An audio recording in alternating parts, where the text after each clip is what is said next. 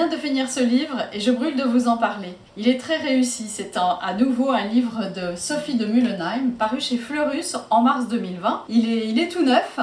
Qui est Émile? C'est un petit garçon de 12 ans qui vit seul avec sa maman. Son père est parti, il est prisonnier pendant la Seconde Guerre mondiale. Et sa mère est infirmière à la Pitié-Salpêtrière. Elle lui a toujours dit: Émile, si un soir je ne rentre pas, tu n'attends pas, tu fais ta valise, tu prends l'essentiel, tu pars avec le chien et tu sautes dans un train vers Chartres pour aller retrouver ma sœur, ta tante, qui t'accueillera. Et effectivement, un soir, Émile ne voit pas revenir sa maman. Il entend du bruit dans l'immeuble, mais elle n'est pas là. Au petit matin, il lui obéit et il s'en va. Mais il ne partira jamais en train pour Chartres, parce qu'on n'a pas voulu de lui avec son chien dans le wagon.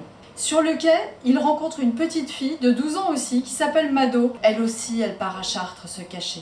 Et elle répète en elle-même: je m'appelle Madeleine Garnier, je suis née le 12 mars 1931 à Juvisy. Et tout ça est un mensonge, elle a de faux papiers, Mado. Ils partent tous les deux, finalement, à pied. Il va leur arriver des tas d'aventures. Il y a la milice, il y a les résistants, il y a l'occupation allemande. À qui se fier dans tout cela? Tous les deux, avec leur courage, ils traversent la forêt, ils campent, ils partagent leurs provisions. Et puis un beau matin, peut-être, arriveront-ils à Chartres. Je ne vous dévoile pas la fin, je peux juste vous dire qu'il y a de très beaux personnages, comme toujours chez Sophie de Mullenheim.